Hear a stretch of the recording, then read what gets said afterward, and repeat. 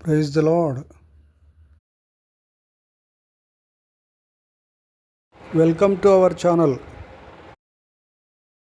ప్రియులారా, మన ఛానల్ను పూర్తిగా చూస్తూ ఉండండి. సబ్స్క్రైబ్ చేయని వారు సబ్స్క్రైబ్ చేయండి. ప్రియులారా, ద్వితీయోపదేశకాండం 18వ అధ్యాయము 10వ వచనము 11, 12 వచనాలు చదువుకుందాము.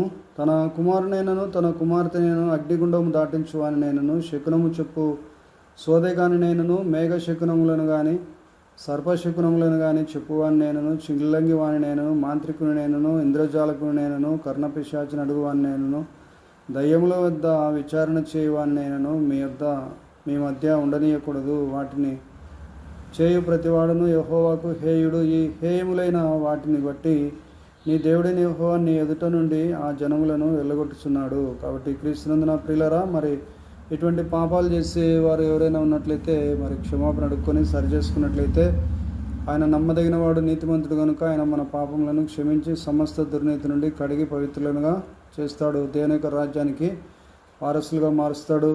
ఈ చీకటి కార్యాలన్నీ కూడా లేకుండా పవిత్రులుగా, నిర్దోషులుగా, నిష్కల్మషులుగా చేస్తాడు ప్రియులరా. కాబట్టి ఆయన రక్తంలో కడిగి శుద్ధీకరించబడాలని దేవుని చేత హెచ్చరిక చేయబడుతూ ఉన్నాము.